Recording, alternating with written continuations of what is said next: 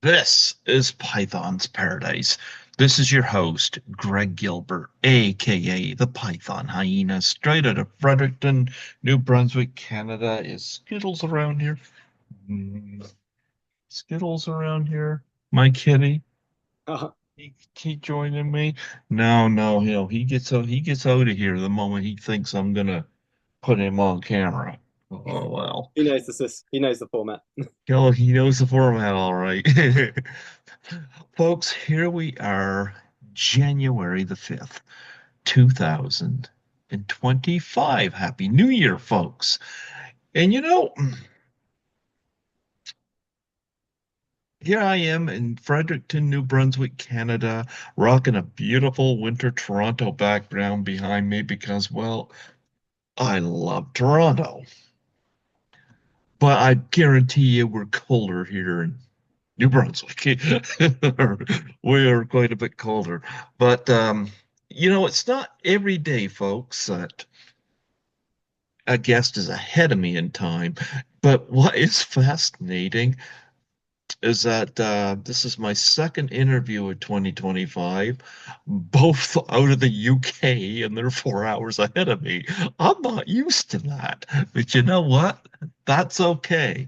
I love having UK guests. There's a lot of great UK talent out there, and the fellow I'm supposed to have a fellow by the name of Reese Thompson on here today, um, who is the writer of a film called R.I.P. Man.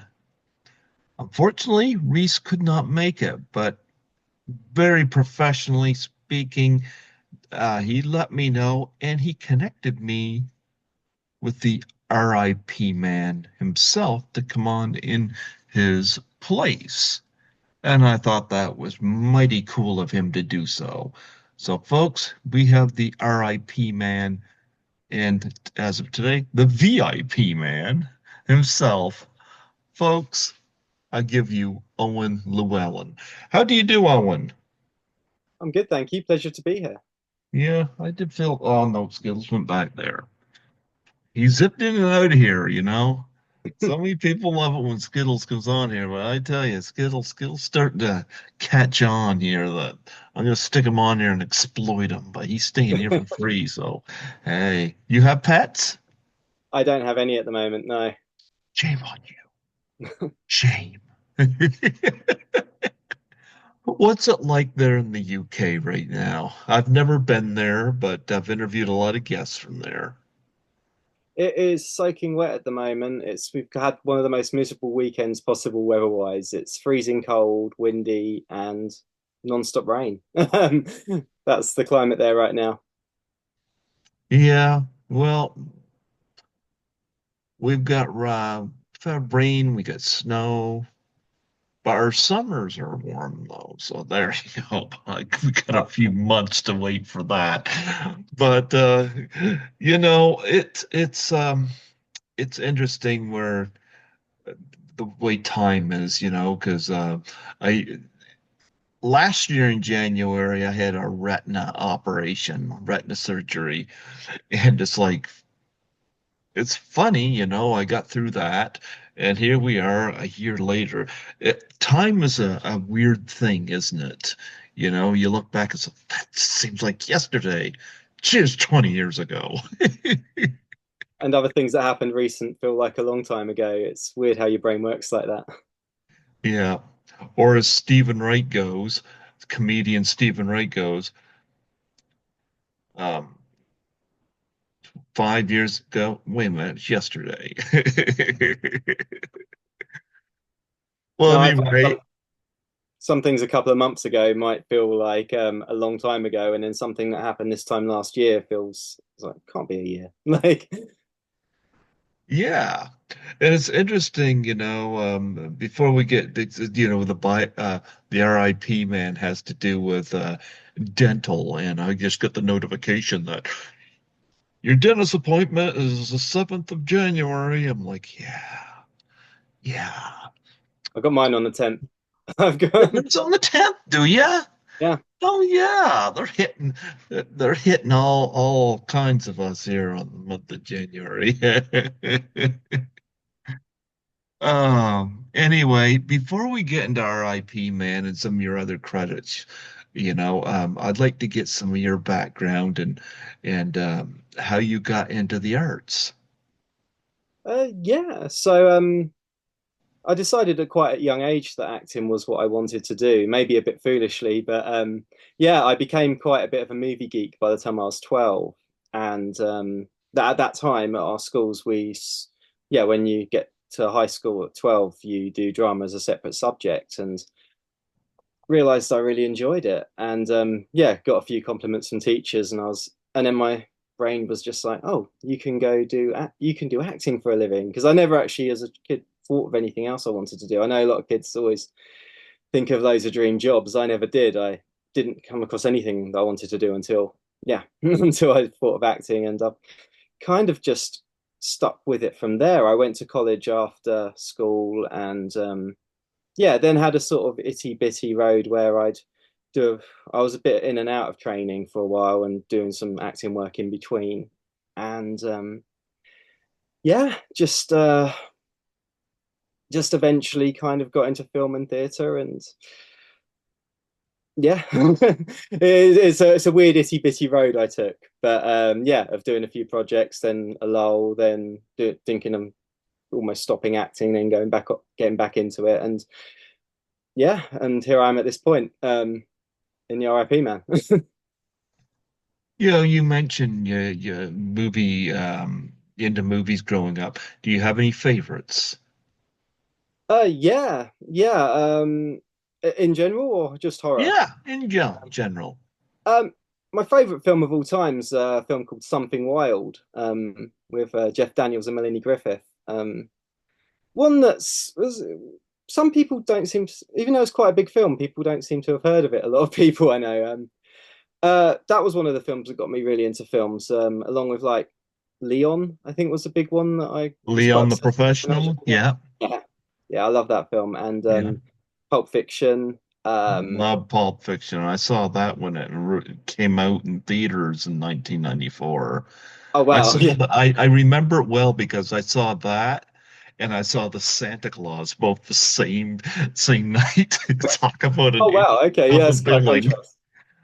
But Yeah, I I was a bit young to see it in the cinema, but I yeah, I caught it when it premiered on movie channels, and yeah, I was at that point where I'd just be sort of looking forward to the premiere each week on the movie channels, and yeah, um, Heat with Al Pacino and Robert De Niro was a big one when I was younger for me, and trying to think, Gremlins 2 is one of my favorites. uh, yeah, Gremlins?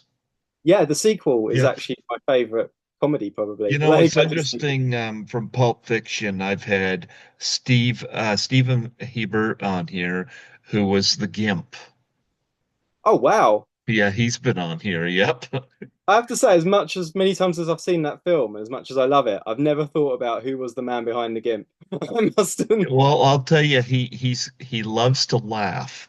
He's a married man. He's got children, and yes, he answered my question and saying, yes, he hears his wife say to the kids, "Bring out the gimp." More than enough out of his life. Yeah, I used to. um, he's got a good sense of humor, that guy does, though. I have a lot of fun talking to him. Yeah, But that's brilliant. That's such a unique person to meet and talk to. yeah, I've had him on here, and you mentioned Gremlins.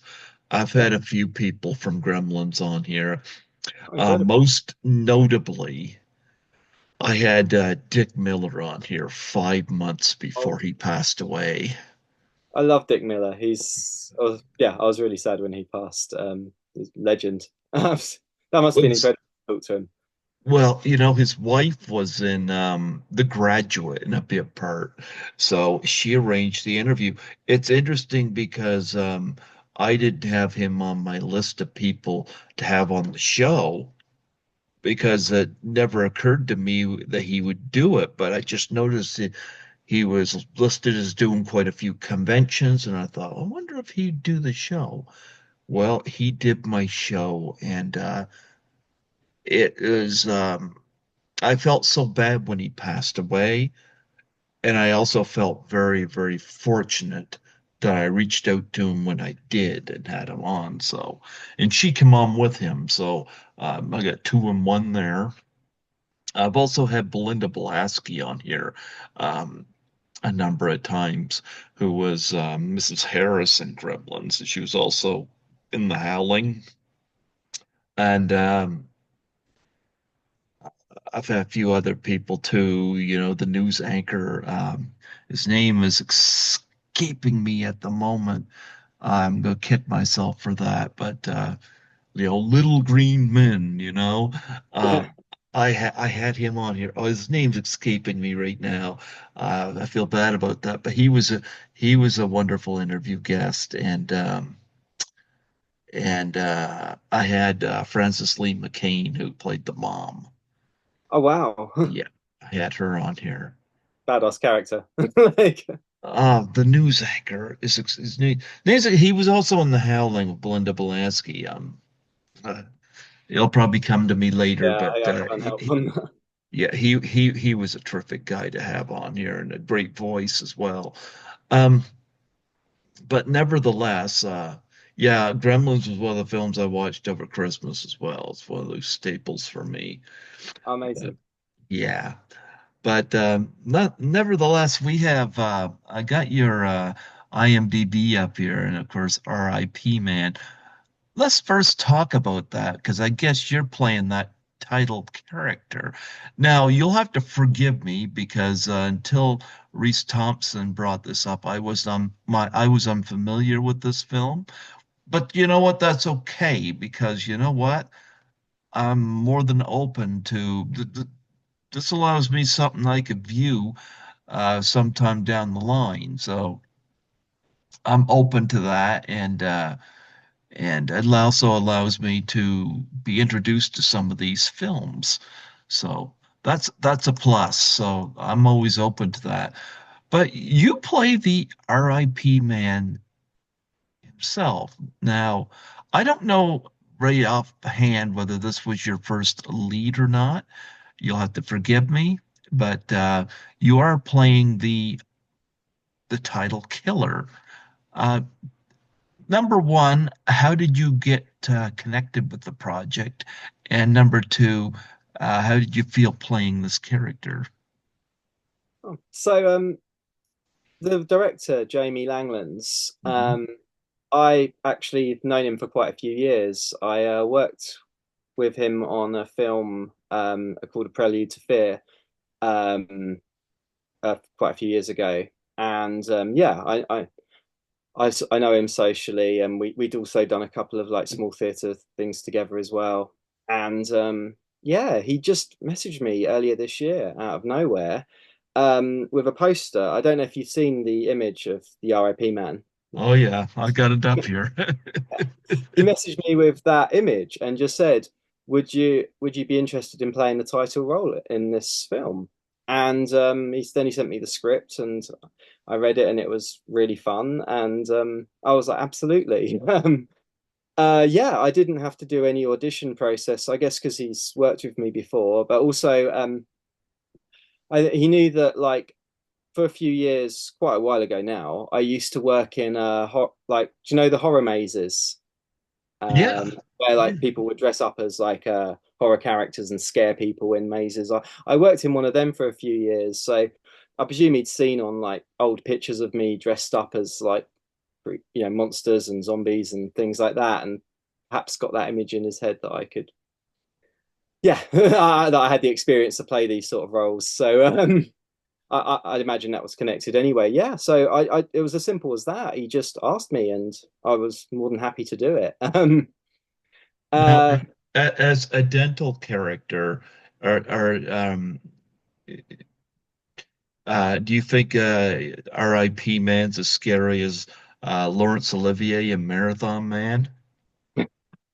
I've never seen Marathon Man. Oh, you haven't seen Marathon Man. Well, I'm gonna tell you, if people are afraid of dentists, this is a film they don't want to see because Laurence Olivier plays a Nazi dentist. Oh wow. He Well, says he's trying to get information out of Dustin Hoffman, who doesn't know what's going on. So that puts him in a double whammy. He says, "Is it safe?" And of do you know course, what? I know Dustin that Hoffman. that's so familiar just because of Gremlins 2, when the Gremlins over Billy with the and says, "Is it safe?" I never got that reference until you've said that. Yeah, that's Marathon Man. Laurence Olivier, I thought, was one of the great villains in that film, and it. Dustin Hoffman is in it, and Roy Scheider from Jaws, and Roy Scheider gets caught up into this scheme where his brother, played by Dustin Hoffman, gets ends up getting involved, but unknowingly. This was not something that he got wrapped up in it and doesn't know what's going on. So when he's being interrogated, he has no idea what's going on. Of course, with Olivier playing a Nazi, that makes it even more alarming. But it is a really good, solid film. Oh, you So yeah. sold, sold it to me. I'm gonna just wanna check out now. No one's ever spoke to me about it, so beyond knowing the title, that's all I've ever known of it until now. So So are you gonna be the RIP man when you go for your dental appointment? I hope not. But well, there wouldn't be much to look at because the RIP man has no teeth. So Oh, then why are you going to the dentist?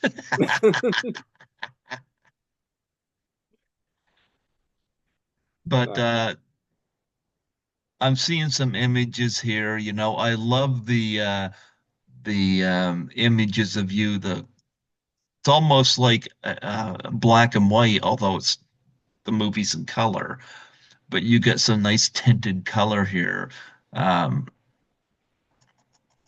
so I love the stylizing of this. Now, Jasmine Keene, is she the female heroine of the film? She is, yeah. She's the main. Yeah, she's the main lead. Yeah, I think she's. We're still very early in filming at the moment, so we've yet to work together. But yeah, she's playing the lead role. Is she gonna check your teeth? I say I don't think there's anything for the to check with when it comes to the RIP man. He's Talk yeah, about he's preparing. selecting his own set. Yeah. Talk about preparing to play the RIP man. um, it's an interesting process because obviously, like he's a man. Like there's, I can't really give away his motives, That's but he is okay. That's actually okay. the people he goes to kill. There is actually a reason for it, and so I sort of when I think about him, I sort of always almost get in my head that he's got vengeance, but he also has this goal where he wants to.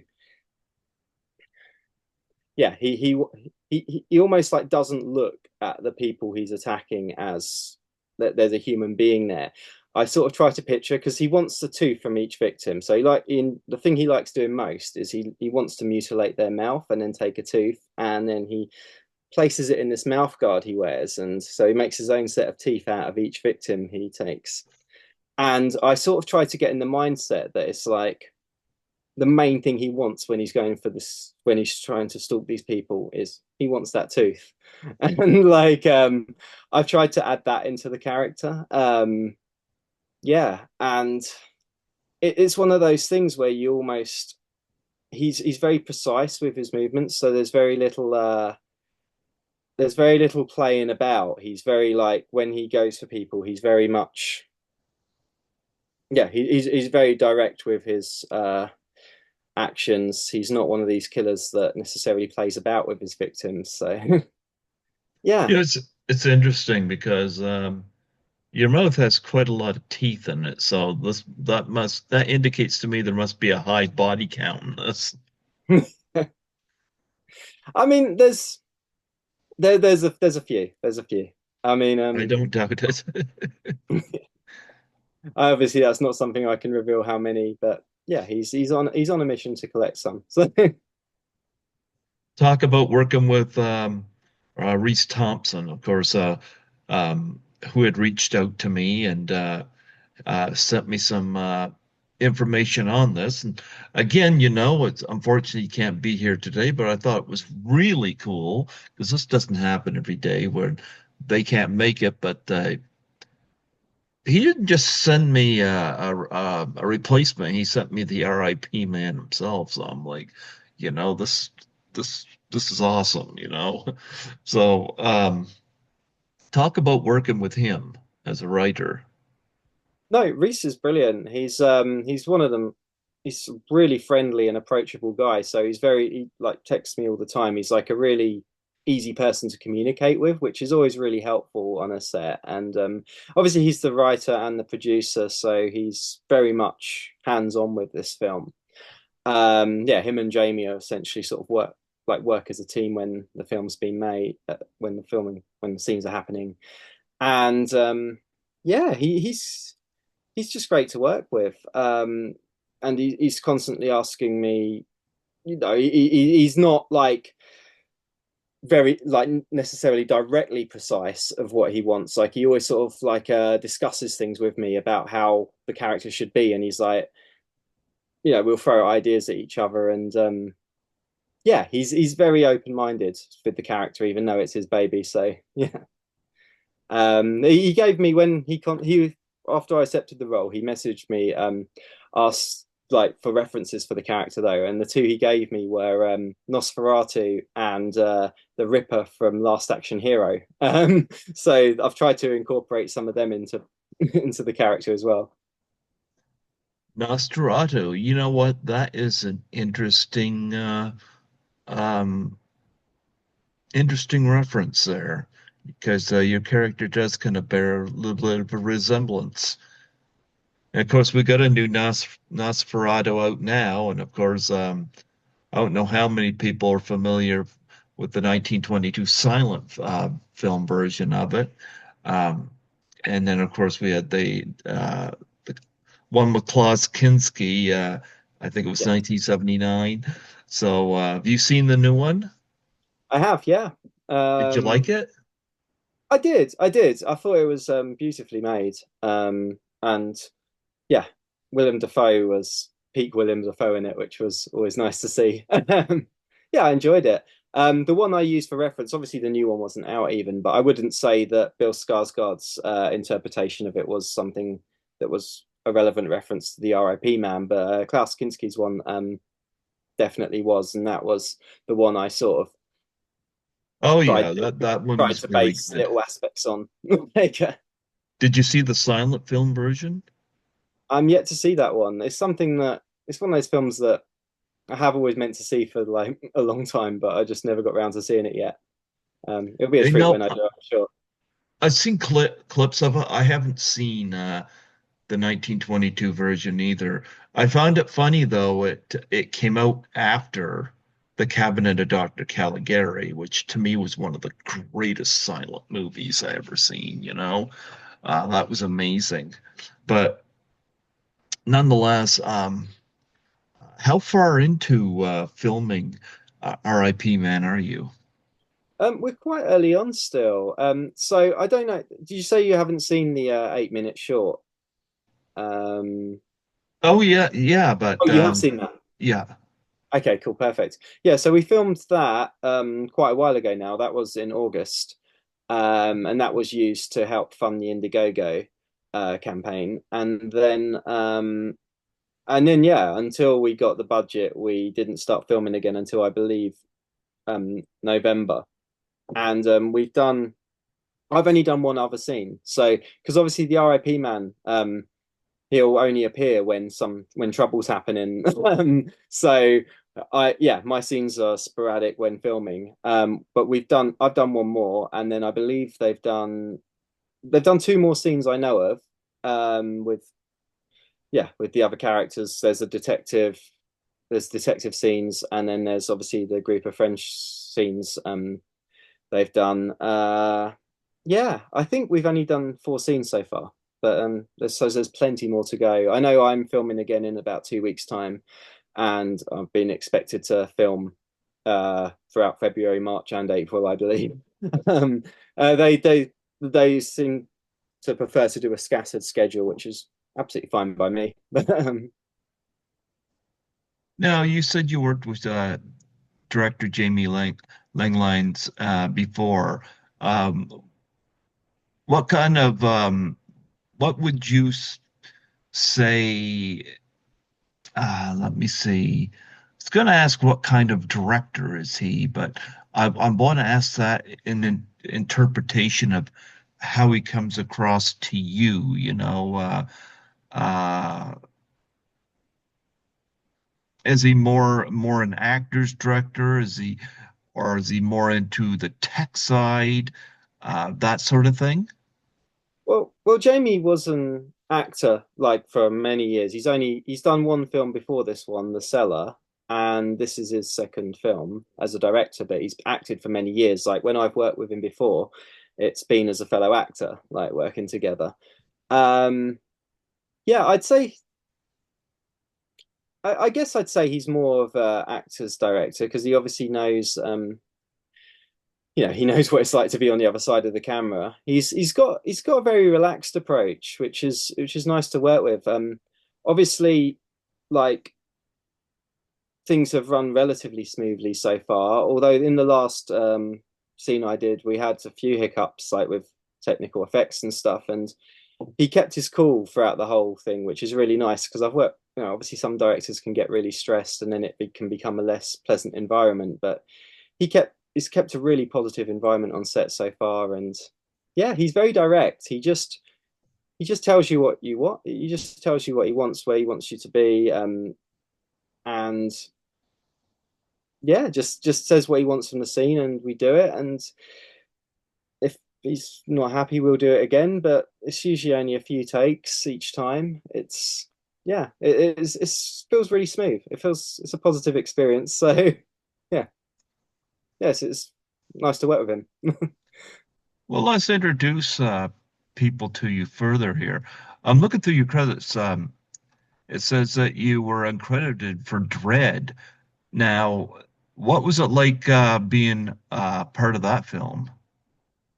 I had a really fun day actually. I was just playing one of the gang members. It was just in one scene. It was a scene where they filmed the film in South Africa, but then they came to the UK to do like I think 3 days shooting there, and yeah, they spent most of the day just putting fake scars on me and tattoos everywhere, and then it was just like a first person shot where this guy they skin him and then throw him into a balcony, and yeah, it was me and two other thugs doing it. So it was a simple, just I mean, glorified extra work, but it was still really fun to do. And yeah, it's a good film, so it's nice to be part of it. Um, Okay. I'm going to ask you about some of your other titles here. What my appetite? I'm going to go up through here. Fit Boy. Are you a fit boy? That, yeah, that was actually the first feature film, even though like I ever did. I filmed that back in 2010, I believe, and yeah, that was fun. It was like when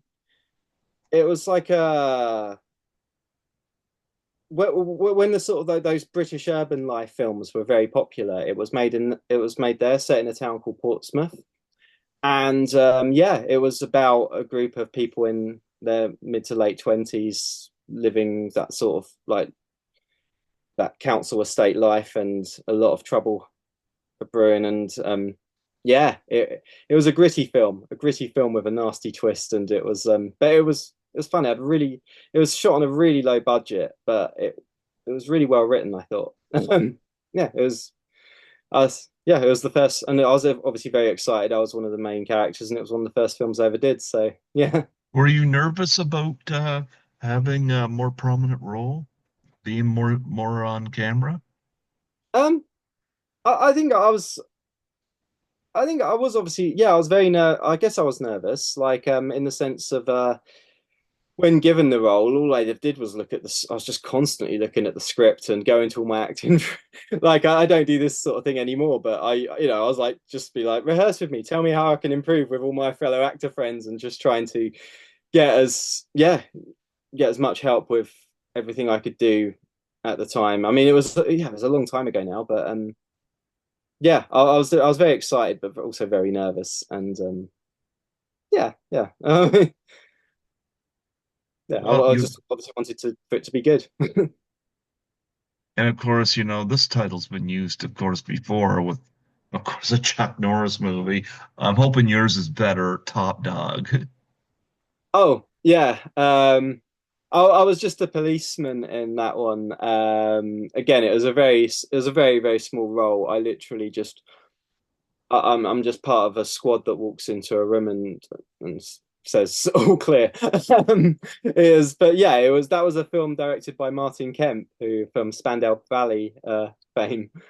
Um, Guess who I have here? Look at this. oh, Skittles. He's Yes, finally. Skittles is joining us now. Skittles is making his presence known. Skittles, the person's ahead of us. He's 4 hours ahead of us. Wait, what's that? He wants to know if you have treats. Oh, unfortunately, not Skittles. I'm sorry. Uh-oh. Uh-oh, Skittles came all the Skittles. way onto camera for that, and I've Yeah, let him Skittles. Yeah, you can't win them every day, Skittles. Yes. Skittles is like, why are you exploiting me? Why? Because you're staying here for free. You're rent free here. Yeah, so I'm going to exploit you.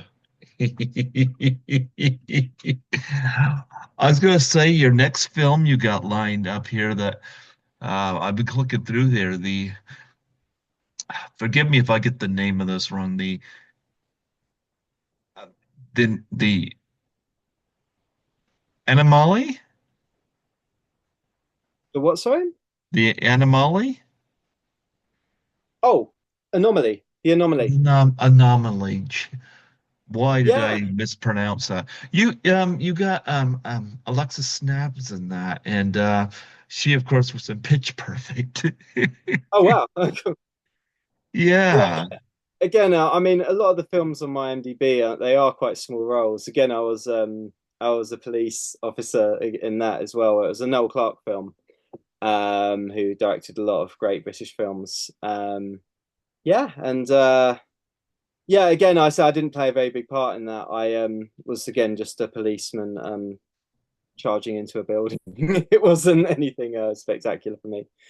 Yeah, I'll say a lot of Did you a meet lot. her? I didn't. It was only really Noel Clarke I met. The fame name on that set. Yeah, it's funny seeing these pictures of her brandishing a gun. I know her best for Pitch Perfect, part of the I think it was the Bellas singing group. I've never seen Pitch Perfect, I have to say, so I don't have that Well, same. I like the first Trust. one a lot, um so yeah. And of course you're in a film called Bonded by Blood 2. Oh yeah, yeah. Um, again, I say a lot of these roles I'm not a big part in. Again, I'm just again police officer that's in an interrogation room with a prisoner, and yeah, it's I just get yelled at a lot, and It comes with the job. yeah, Yeah, yeah. comes with the job, getting yelled at a lot. Well, it was that thing. Apparently, I looked right for being a police officer. So there was a point where I got asked to be a police officer, like playing small police officer roles in a few different films. So Well, yeah, police obviously, officers or villains is my two fortes, I think. So you got now you got to play an evil cop now. yeah, Yeah. I mean, I haven't actually done that yet. I haven't played a corrupt cop in anything. So maybe that's to come. I don't know. You could play a corrupt dental cop. There, there you go. So Yeah, I'm I mean looking. that's a story to be written. That's I've never been to the UK before, so um, and quite frankly, outside, I'm not an actor, but outside of shooting a scene here in my apartment to send to James Balsamo for one of his films, I I have not re I'm haven't really been on a set before either. But uh, what's the whole film scene like in the UK as compared to say something like the US here? Although I mean, maybe you can't relate to the US scene either, but still. no, I mean I've never filmed in the US before, but I mean it's very centralized. I mean, obviously I know the USA has Hollywood and everything, but like UK, if doing acting generally, it all happens around London. Like it's essentially the center of the film industry there. Other places do have their own little, their small little scenes, but Mhm. like I'm in Brighton, which is a seaside town about an hour away from London, and that has its own little scene in which obviously where IP Man's being filmed as well. But the majority of everything's done in London.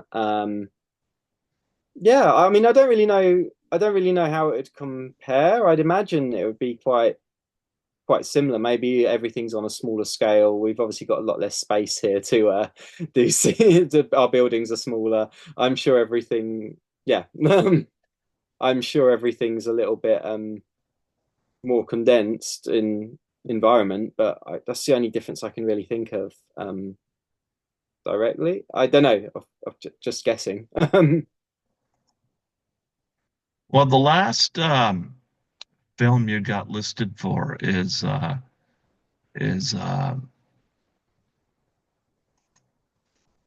excuse me, I gotta bring this up here. Good Neighbors. Are you Good Neighbor? No, I'm a bad neighbor in it. I'm Jamie's in that as well. That was the last time I worked with Jamie as an actor. We're just again, I'm not. It's just for the opening scene. The main character in it, she's walking back to her apartment, and me and Jamie and another fellow actor are like all are these menacing people that follow her home. Well, I recognize the name in it. Uh, I think it's Danny Thompson, Dani. Okay. Yeah, I recognize that name because she's in a movie called Christmas Sleigh with somebody I've had on here a couple of times, Laura Allen Wilson. Okay. I don't. No, I mean, I honestly can't. Is Danny Tom? I apologize, as I have, if she is the person I met, but like, the main actress is she the main actress in Good Neighbors? Yeah. As in the yeah, okay, she is the one I met. Yeah, sorry, I couldn't remember her name when I on from it was early last year we filmed that. Yeah, almost a year ago.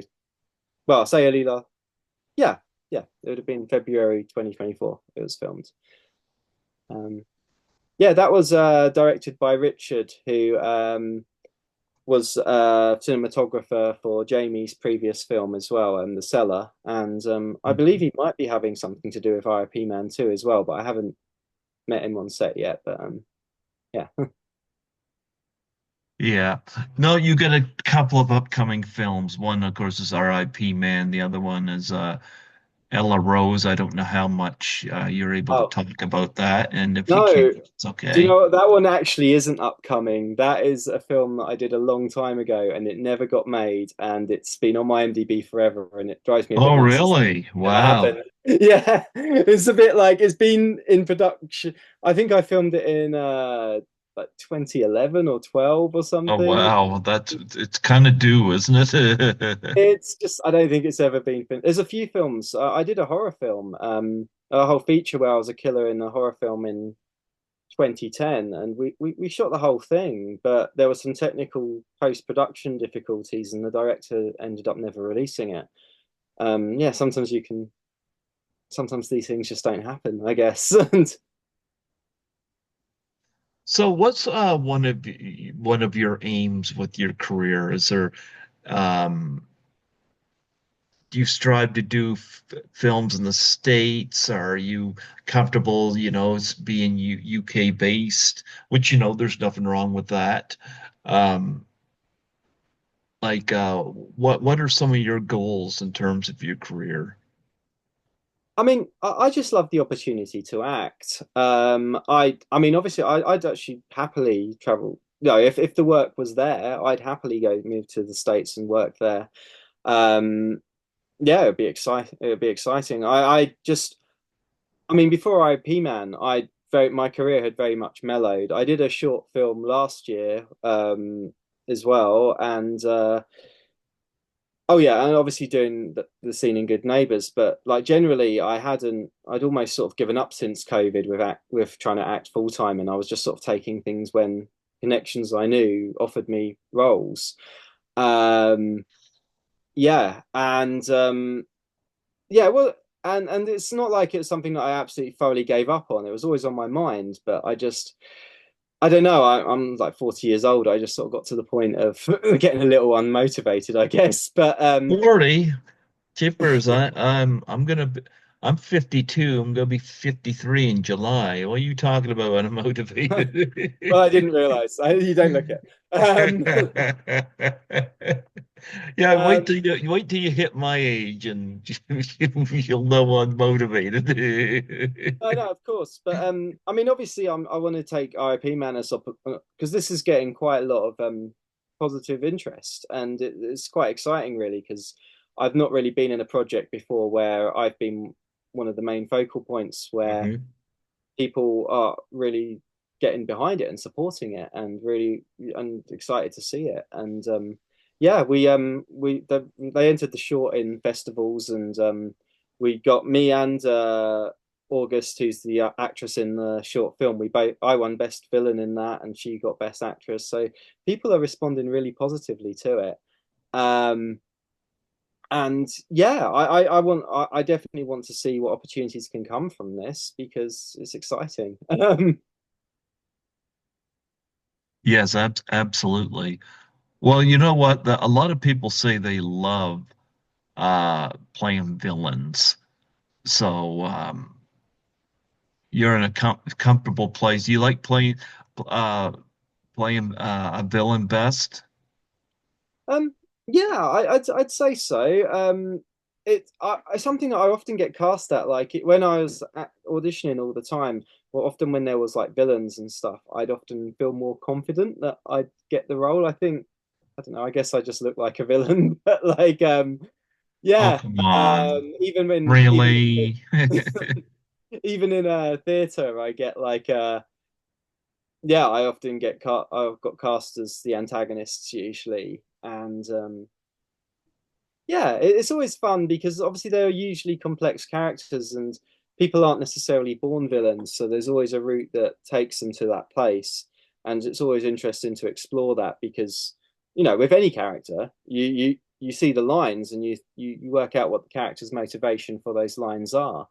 And yeah, obviously there's often a lot more interesting and out there origins for a villain because obviously they've had some hard things happen to them most of the time, which takes them to that place. And it's an interesting journey, and it's yeah. So I think I understand why most actors enjoy it, and me included.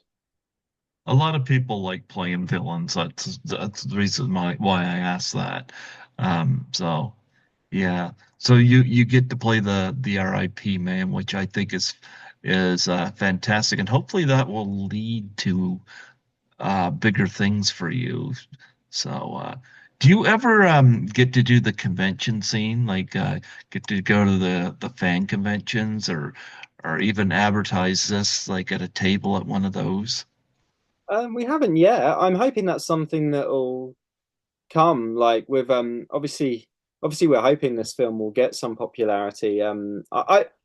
Yeah, I mean we're quite optimistic because we've obviously got a couple of unique points to this, especially being based in the UK. I mean, I've watched a lot of horror, and I can't think of a single sort of teen slasher film that was based in the UK. It's obviously in abundance in America, but yeah, this is. I feel that's going to be something quite unique about this film, which is surprising because it doesn't feel like it should be something that's unique, but I believe it is. And also, yeah, and obviously the character's quite a visually striking one as well and memorable. And again, that's something that I don't think is very common in UK horror scene. So hopefully it will take off and it will be something that would be gain enough interest for fans to actually want to talk to the people behind it at conventions. Yeah, I'm a convention goer as a fan. Like I love going to a Comic Con and stuff. So yeah. Okay. Is there any I started doing conventions in 2017. So is there any interesting people you've met at conventions? Um yeah, oh what is it as in like just people of note or Yeah, I mean like any celebrities that you approach for yeah. autographs at conventions and whatnot. Yeah, I got to meet Keith David and I've Jamie, met him. Nev Campbell, Christina Ricci. Um, yeah, there's been a Judge Reinhold I met, another Gremlins cast member, and yeah. I mean, I'm a big wrestling fan, so often I gravitate towards the wrestlers as well. But You know, I I don't follow wrestling much today. I love wrestling from the 70s and the 80s, you know? yeah, that's me too. That's definitely my era too for that. Yeah. The stuff before I was How, old enough to watch it. however, I've had I'm a lot of times if people passed away, I'll do tribute interviews, you know. Like I've had Alfred Hitchcock's granddaughter on here. I've had Audrey Hepburn's eldest son's been on here. You know, Karloff's been on here, Boris's daughter and whatnot. But I'm still in touch with um, well, I've had the son and daughter of Rowdy Roddy Piper on here, Oh and I'm still wow. in touch with his daughter, Ariel Teal Piper, and I was always a huge Roddy Piper fan. I felt so bad when he passed, you Yeah. know. I've had Larry Zbyszko on here too. Wow. Oh, Yeah. yeah, I'm a big fan of his. Yeah. Well, he told me, like when I had him on, number one, amazing to have him on here. But he also main evented that um, final showdown in Shea event in a steel cage against Bruno Sammartino, and I definitely wanted to pick his brain about that night and working with Bruno, who I think is one of the all-time great champions, you know. And People hated him at the time. oh yeah, people hated Larry at the time, but um, he really loved working with Bruno, and so I had him on, and Princess Victoria's been on here Oh uh, wow. a number of times as well, um, and she of course had the tag team women's title with Velvet McIntyre. Couldn't get Velvet on here because she's got issues with her hearing. But Princess Victoria was a lot of fun. She does not hold back on what she thinks of certain people, and Did she get injured really young? I think, right? yeah, she did Maybe 82 or something, or 83 she got. neck injury. You know your Yeah. stuff. That's awesome. Yeah, I didn't know who she was, and I was actually trying to get Velvet McIntyre because I think Velvet was she was ahead of her time. Velvet was. And I went onto this Facebook page was for Velvet and Princess Victoria. And Princess Victoria got back to me and explained that Velva had issues with her hearing, so I probably wouldn't get her on the show. And that was a downer, but what had happened was I kind of checked out Princess Victoria online because I wasn't familiar. And I gotta say, whether she's in a tag team with Velvet or on her own, she's as good as Velvet McIntyre. So I reached out to her. I said, you know what? I'd like to have you on here. And and she came on, and she's been on here 4 times. Um, she loves Roddy Piper. She loves the Wild Samoans. She loved Don Morocco. She loved Andre the Giant. But however, she despises the Fabulous Moolah. She Yeah. despises Vin. Oh, she absolutely hates Vince McMahon, and she doesn't care much for Hulk Hogan either. So, Oh wow. Okay. and she wasn't long talking about why she didn't like them. Um, but uh, I've had her on, and but I like a lot of wrestling from that era. Jake the Snake Roberts was a favorite of mine. Ricky the Dragon Steamboat, um, people like that. Um, yeah, I get a lot of those rubber LGN figures when I'm at the conventions. I find those, and I've been collecting those. So, Oh do you ever wow. do you ever do you ever see wrestling live?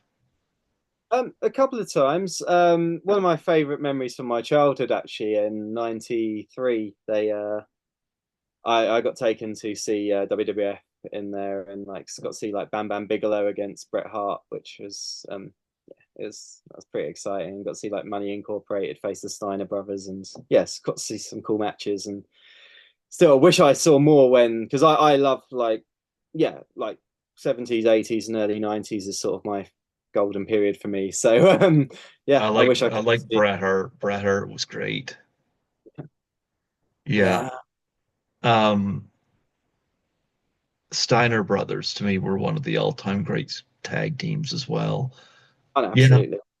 Hmm.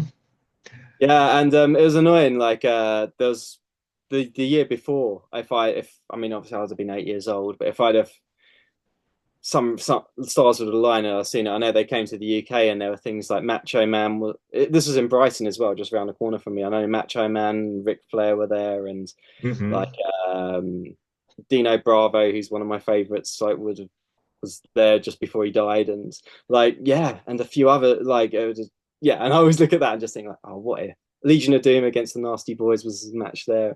Yeah. Yeah. Loads of people that I just love like would have been there. And, Who did you love watching growing up? Like who are your favorite wrestlers? um, Ravishing Rick Rude was probably like one of my all-time favorites. Mr. Perfect, yeah, Dino Bravo, Demolition, um, yeah, the Fabulous Rougeau brothers I really liked. Yeah, there's a few. Honky Tonk Man. The Honky Tonk Man, yeah. I remember him.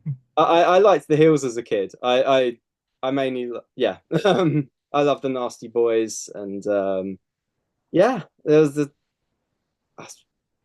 Big Boss Man was one I really enjoyed. There's a lot of those ones you mentioned that died way too young. Yeah, yeah. Most of my Owen Hart as well was another one that I loved as a Owen kid. Hart. Oh, Yeah, he shouldn't have died when he did. I What a screw up that was, huh? know. Yeah, I've heard so many great things about Owen Hart. What a Yeah, yeah. travesty. Yeah. Obviously, like before he died, I had no idea what he was like as a I had any idea what I've he was heard like great as a things person. about him. I heard he was quite the ripper too. Yeah, but it Yeah. was nice. I mean, the one thing nice is like everyone's always had such positive things to say about him whenever you hear anyone talk about him, which is always nice to hear when it's someone you idolized a bit growing up. So yeah, But a lot of those names you brought up, like the Big Boss Man, Mr. Perfect, Rick Rude, Dino Bravo, like they all died young. Yeah. Like, wow, you know. Um, Rapid fire, it was shocking at the time. The early 2000s, especially, late 90s, early 2000s, so many of the greats just gone. Yeah. yeah. Yeah. Well, Demolition's still with us though. They are. I got to meet them. I got to meet like You got to meet them? What would they yeah, like yeah, to twice meet? actually. Yeah, it's that was really nice. They're both just really friendly guys. So it was Quite the age difference between the two as well, because um, Axe, who of course is real name Bill 80, he's in his late 70s right now.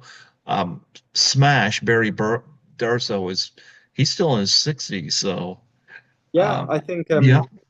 he was like in his early 40s when Demolition hit big and Smash was late 20s. So yeah. Well, Axe was previously he was the Masked Superstar, I believe he was. So yeah, so yeah, Demolition was great. So I agree with you there. One of my favorite tag teams was the Funk Brothers, especially Oh yeah, Terry Funk. love Terry Terry. Funk, yeah, like Terry, he's very unpredictable. You did not know what he was going to do, and Terry was great, you know. But I'm always watching to see what wrestler, because I find it interesting in the Bible.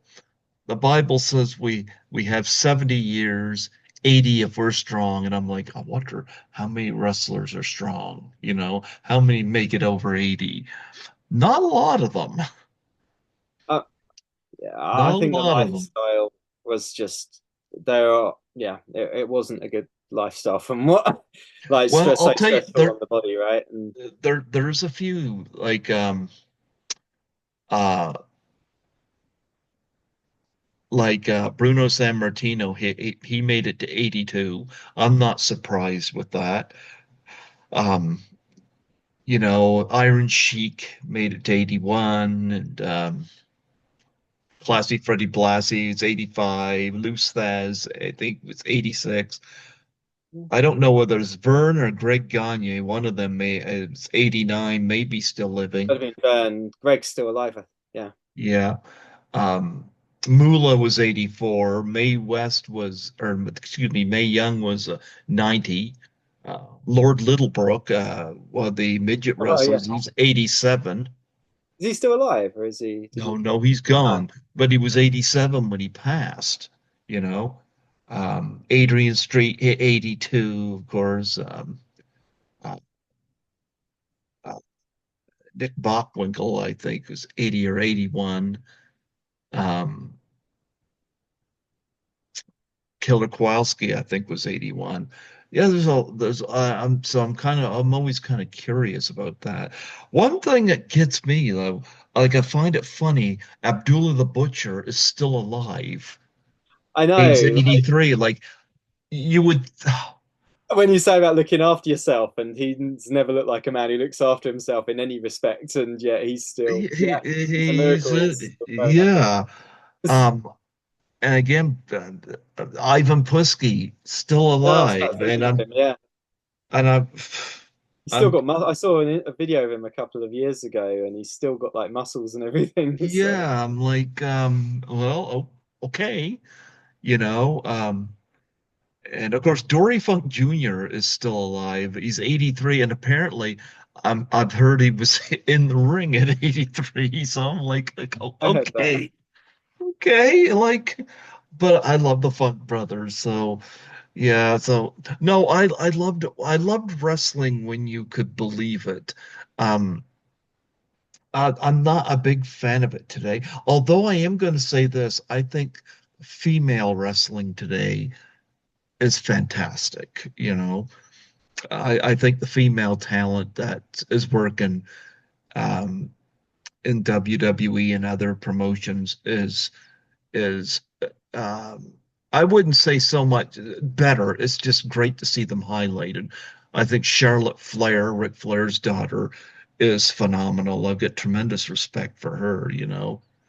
Um, I so actually agree with you. I find I enjoy modern stuff. I enjoy the female wrestling a lot more. I find they there's often, dare I say, like I feel like sometimes the character work can be lacking in like there's that sort of psychology and they're making you believe. But I feel like some female wrestlers Yeah. still like really go for the character work, which is nice because I think that's one of the things I really enjoy in wrestling. And yeah, as I say, when I listed my favorites, they're all like just those sort of strong cartoony characters, but cartoon characters you believed in that scenario, and like yeah, Yeah.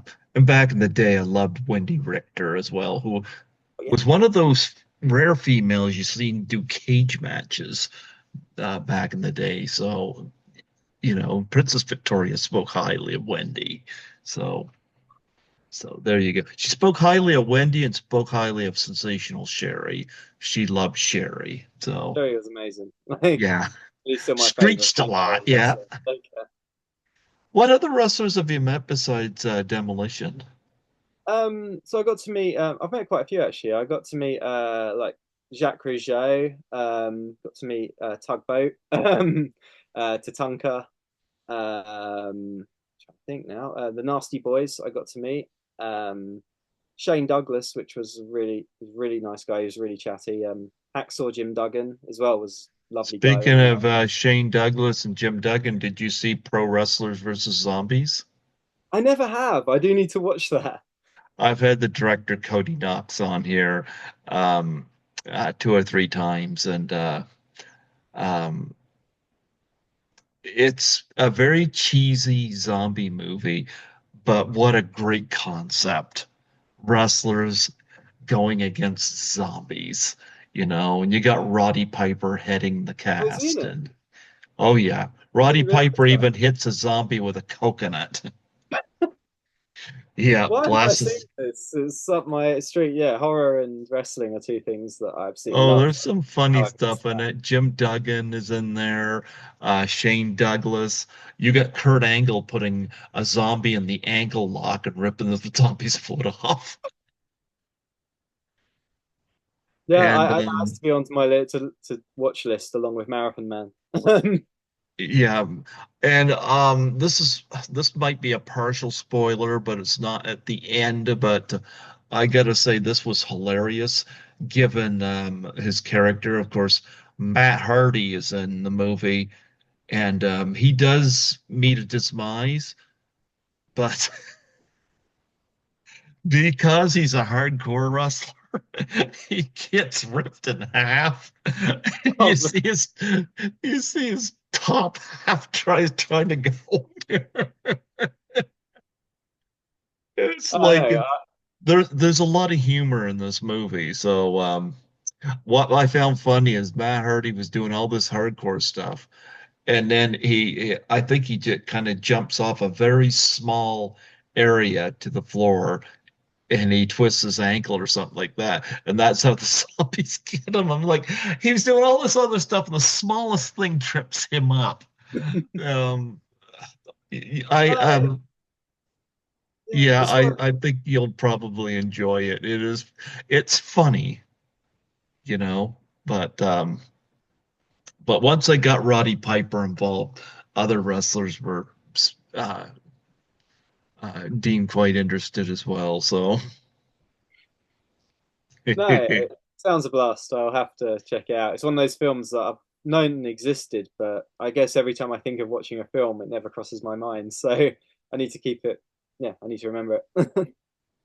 absolutely, absolutely. Um, it's funny. I just watched here in Canada, we have a group called the Trailer Park Boys. Are you familiar with them? The TV show. Yeah. Yeah, yeah, it's great. I love it. Oh, I gee, haven't that's watched all of it. awesome. I've watched like the first season, I think, but I love the Trailer really Park funny stuff. Boys. Oh, they had three movies out based on the television show, but they had one come out last year called Standing on the Shoulder of Kitties, and where Bubbles starts a band and he goes on tour in the UK. Oh wow, cool. Yeah, and Billy Bob Thornton is in it and whatnot. That's why I bring that up. I was wondering if it was playing there or something, but No, it's one of those things that a friend just told me to watch one day, and so I watched an episode, and I was Oh, like, hilarious. And then I need to watch more of it. Actually, I watched about I think I watched the first season maybe or something close to that, and yeah, thoroughly well, enjoyed it. It's great fun. they've got movies out as well, so based on the television show, you'll find those The cartoon as well, using. right? And like, Yeah. Unfortunately, Mr. Leahy has now passed away, but I found interesting he never ever touched a drop of liquor in his life. But boy, did he play a drunk really well. oh wow, oh, yeah, Yep. didn't know Yeah, that. but yeah, when he passed, that was one of the things mentioned, he never ever actually drank, but boy did he's probably the best actor in the entire show. So in terms of acting talent. So but yeah, their newest one takes place in UK. That's why I bring that up. That's cool. I think it's one of those things that hasn't necessarily, even though it's like known here, like it's still a bit niche over here, where I'd Mhm. imagine it's perhaps bigger in Canada has been a homegrown thing. I guess like it's a lot bigger where you are, but Well, there's yeah. a lot of great UK talent and UK films out there, and I love making these discoveries. So I like to open that up. But anyway, R.I.P. Man. When do you think we can expect to see that in theaters? So we're hoping to have it ready for release around sort of late summer this year. Hmm. I think it might be shown in like locally as a preview screening or something immediately, but then like I'd imagine they're going to take it to the festival circuit first and then hopefully like get some sort of distribution. It would be the dream, I think. And yeah, we just want as many people to see it as we can. um Are you guys going to do contests where people can win a chance to have their teeth looked at by you? I mean, depends to what degree.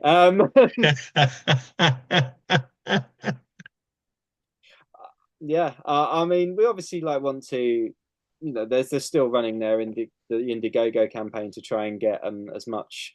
Well, obviously we've got the minimum budget we need to do the film, but we're trying to obviously the more budget we have, the more like the more gory things can be and the better the effects can be, and locations and everything. But like yeah, we're trying to immerse. There's a few fan immersive things on that already where because one of the things the RIP man does is before he kills someone, he sends them a text saying their date of birth and their date of death, which is like obviously today, that day they get it, and yeah, that's like one of the things on the Indiegogo is like, oh, you can be sent a text by the RIP man saying he's going to kill you, and like, Yeah, but I mean, I got them coming on Zoom here, so I mean,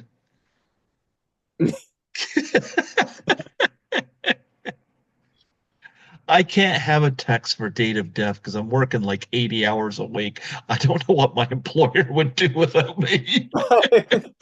fair. Maybe that one's not for you. Like, but some people, Oh, yeah, it's been something. Yeah, but it's just an instance of things where, like, obviously, we have sort of we're getting a small but fan base together where people are actually really enjoying. They've enjoyed the show and excited to be for what the film's going to be. So we're hoping to, yeah, do things where we can interact with people that enjoy the film. Maybe not examining their teeth, but hopefully we can do fan immersive things. there you go. Well, Owen, it was wonderful having you come on here today. And I want to send a special shout out to Reese Thompson, who again was supposed to come on here today. Of course, is um, the writer of the film, a screenwriter, wasn't able to make it, and I didn't ask him why. It's none of my business. But it's not every day when somebody can't make it, but they send somebody else, and I'm like, and he sent you, and he said you were the RIP man, And he asked, is this okay? And I said, absolutely. I don't turn people down, you know. No. Like I'm not like I wasn't familiar with R.I.P. Man until he sent me the material and whatnot. That's why I asked you about a lot of your titles because it gives people an opportunity to go through and let's check this out and let's check out this and this and this, see what else. Because a lot of people, especially people looking at horror films, they love finding new things, So I love creating opportunities where people can come on here. And of course, New Brunswick, Canada is not particularly a known place, like we're an hour ahead of Eastern Standard Time, so I'm 4 hours behind you, whereas New York would be 5 hours behind you, and Los Angeles would be 8 hours behind you. But it's is kind of nice to make those connections and I've had people on from the UK many times and I'm always delighted to talk to people from other parts of the world. Interesting, technology. I hear so many people say, "Oh, I wish it was the 70s. I wish it was the 80s." And there was a lot of things. I was born in the 70s, the early 70s. I spent my childhood in the 70s. I grew up in the 80s. I became an adult in the 90s. I was in all that, but I got to tell you, I got a lot of great memories from that. I love a lot of the music. I think music was better in the 70s and 80s and 60s and whatnot than what you're hearing now. And I have a lot of memories of movies, and I love movies going way back. But one of the things I always caution people of, there's a lot of advantages people have today, and technology allowing people to come on like in a Zoom chat here. Like if somebody told me 10 years ago I was going to be talking to people from movies, first I was at the station doing it on the phone. Now I'm doing it on Zoom. Nancy McLaughlin from Friday the 13th, Part 6, Jason Lives, introduced me to Zoom. Oh wow, that's cool. Yeah, she introduced me to Zoom, and because when the pandemic happened, I had about 30 people waiting, and she introduced me to Zoom, and it's like this is amazing, being able to do this. So yeah, I just had my friend Carrie Yates on here on New Year's Day, and she's in the UK. So Yeah, couple of UK interviews right off the bat. So there you go. oh, brilliant. I mean, and yeah, as I say, it's amazing that yeah, people don't think about how easily technology is and how easy it is to communicate with people across the other side of the world now. Like Yeah, people, yeah, people almost didn't exist back like 30, 40 years ago. Like, yeah, there were a mystery. There was a mystery to people's lives, in another country at that time. So yeah, there's a lot of things absolutely. we don't think about when we complain about today. like, Yeah. So is there anything else that you want to promote on here before we close off? yeah, I'd just like to quickly mention the link to the Indiegogo. Go for it. Yes, Yeah, please. yeah. So it's indiegogo.com/projects/the hyphen R hyphen I hyphen P hyphen man. That's for Indiegogo campaign. There's still quite a lot of good rewards that you can get from backing the project, including being like an executive producer or co-executive producer. You can still get there's still a couple of places for getting your picture in the movie too, and the detectives missing people's wall. Yeah, things like props and signed script because the screenplay's been released by Reese. It was really published a couple of years ago, and you can get a copy that Reese has signed on that as well. Yeah, there's still some great goals, and we obviously appreciate any backing we can possibly get because we want this film to be as good as possible. Yeah, Well, well, I appreciate Reese reaching out to me for this, and kudos for him. I feel honored when somebody reaches out to me and they ask if I would promote their work because I don't make money at my podcast, you know. I do this because I enjoy it. I work as a cleaner. That's what I work at for 80 hours a week, two cleaning jobs. But I do this for fun. And when Reese reached out to me and asked if I would mind promoting R.I.P. Man on here and having you come on here, I felt honored. I was like, yeah, absolutely. I was happy he approached me. So, and I'm happy to have you come on here today, you know, uh, just 5 days out of you going to terrorize your dentist. Yeah, absolutely. It's all in theme. No, absolute pleasure to be here. Thank you for having me on. Yeah. Absolutely. Anything else? Um, no, just like tell people everyone to look out for the film to come. It's going to be good, and yeah, I hope it's going to deliver everything it promises. I'm sure it will. I'm sure it will. Well, before I let you go, I would love a plug for my show. Yeah. Just state your name and say that you're the RIP man and say you're listening to Greg Gilbert on Python's Paradise. Okay. Yeah. Hi, this is Owen Llewelyn, aka the RIP Man, and you're listening to Greg Gilbert on Python's Paradise. You got that first take, you know. Sometimes it takes people several takes, but you got her flat on. You're going to make it in the business. Obviously, you uh, know. Yeah, Hope so. obviously you're good at. I bet you're as good as memorizing your lines as you are just taking that because I probably would have loved it. It does. It's another thing that gets harder with age, memorizing lines. But at least this proves I've still got it. But Yeah, you wait till you hit my age. You start getting retina operations and root canals and everything else starts falling apart. I'll put that to look forward to. Look forward. Yeah.